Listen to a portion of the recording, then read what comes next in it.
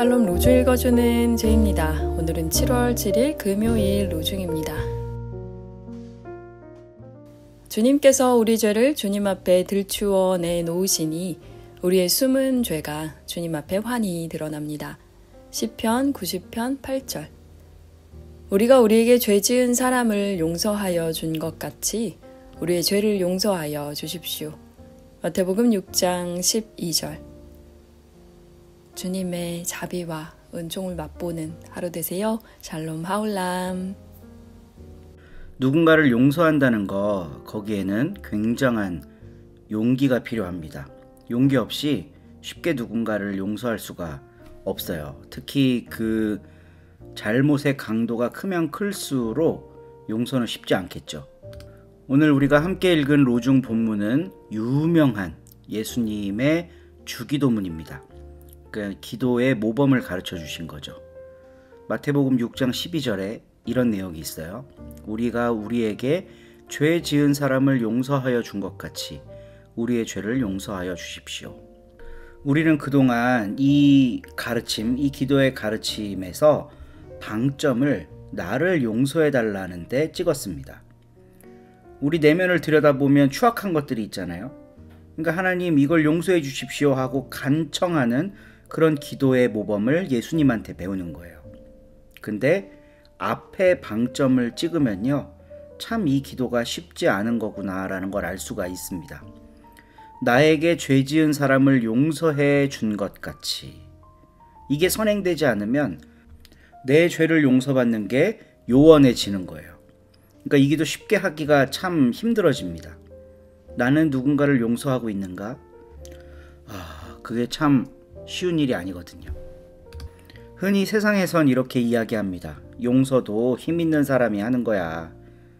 그러니까 뭔가 더 많이 가져야 시원하게 용서를 할 수 있다는 거예요.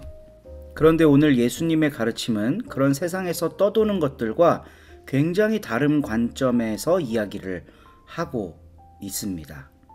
용서를 베풀어야 하는 예수님과 예수님 제자들, 그리고 예수님을 따르던 그 공동체에는 힘이 없는 존재였어요. 무작정 폭력을 당하기만 해야 하는 그런 최하층의 사람들이었습니다. 특히 예수님 당시가 아니라 이제 마태복음이 쓰여질 때, 그러니까 초대교회의 한 1.5세대에서 2세대 정도 지난 그 무렵의 기독교는 풍전등화였어요. 바람 한번 훅 불면 꺼져버릴지도 모르는 그런 위기 가운데 있었습니다. 그런데 그들은 자신들을 위협하는 존재를 용서할 수 있었을까? 너희가 그들을 용서하면 하나님도 너네 용서해 준다. 이 이야기가 얼마나 몸서리쳐지게 힘든 말이었을까? 근데 초대교회는 그들 덕분에 존재하게 됐고 맥을 잇게 되었습니다.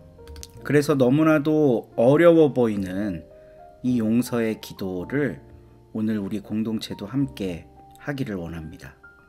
내가 힘이 있어서, 내가 더 큰 사람이어서 통 크게 베푸는 그런 용서가 아니라, 해결할 수 없지만, 그러니까 이게 난 당하기만 했어. 가진 것도 없고 힘도 없어. 그럼에도 불구하고 용서라고 하는 말을 우리 삶에서 끄집어내 볼 수 있다면, 오늘 주님께서 우리에게 가르치신 기도가 우리 삶에 유효하게 될 겁니다. 내 삶에서 실천하기에는 너무나도 먼 당신, 그래서 우리에겐 기도가 필요합니다. 하나님, 용서할 수 있는 힘을 저에게 주십시오. 우리 공동체에 허락해 주십시오. 날이 갈수록 짜증과 분노가 넘쳐나는 우리 사회에도 용서라고 하는 키워드가 등장하게 해주십시오. 함께 기도하는 오늘 하루가 되기를 바랍니다. 한 주간도 고생하셨습니다. 좋은 주말 되세요. 8장. 사울은 스데반 없애는 일을 한 통속으로 좋게 여기고 있었다. 그날에 예루살렘에 있는 교회에 큰 박해가 일어났다. 그러자 사도들 말고는 모두들 유대아와 사마리아 지역으로 뿔뿔이 흩어졌다. 독실한 사람들이 스데반을 옮겨가서 장사 지내고 그를 두고 크게 슬퍼했다. 한편 사울은 교회를 계속 망가뜨리고 있었다. 그는 집집마다 들어가서 남자들과 여자들을 끌어다가 줄곧 감옥에 넘겨주었다.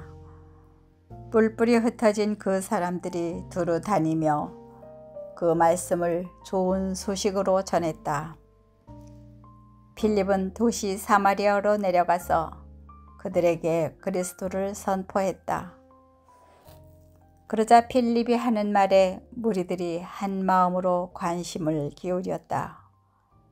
필립이 하는 말을 듣기도 하고 그가 해 보이는 증표들을 보기도 했다. 더러운 영에 붙들린 사람들이 많았는데 더러운 영들이 큰 소리로 울부짖으며 그들 밖으로 나왔던 것이다. 또 마비증에 시달리는 많은 사람들과 지체 장애인들도 고침받았던 것이다. 그러자 그 도시에 큰 기쁨이 일었다. 한편 이름이 시몬인 어떤 사람이 이미 그 도시에 있었다. 그는 마술을 부려 사마리아 민족을 홀리고 있었다. 또 자기가 뭔가 위대한 인물이라고 떠벌렸다. 보잘것없는 사람부터 중요한 사람까지 모두가 그에게 관심을 기울이며 말했다. 이 사람은 하나님의 능력, 곧 위대하다고 일컫는 그 능력이다. 사마리아 사람들이 그에게 관심을 기울이고 있었던 것은 그가 오랜 시간 여러 마술로 그들을 홀려 놓았기 때문이다. 한편 필립은 하나님 나라와 예수 그리스도의 이름에 대해 좋은 소식을 전했다.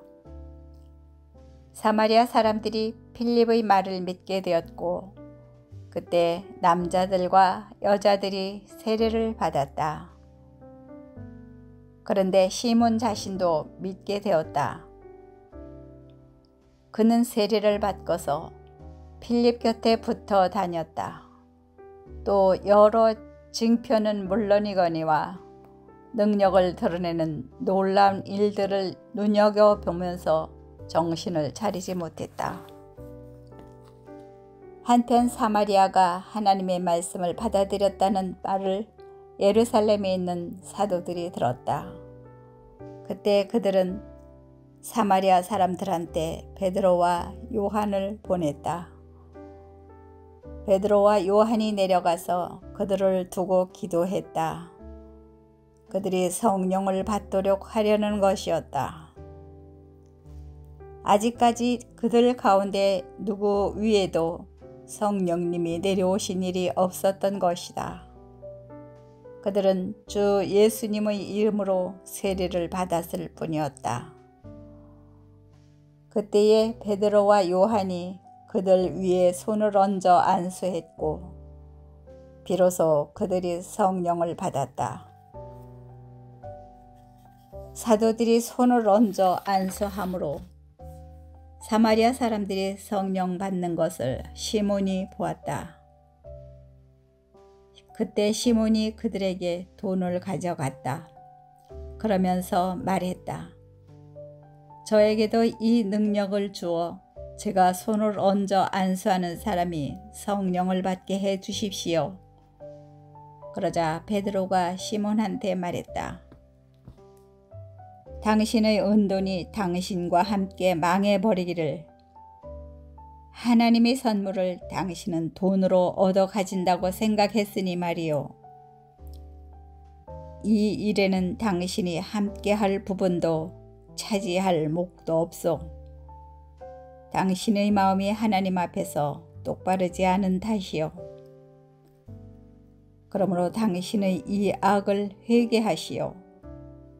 그리고 주님께 매달려 기도하시오.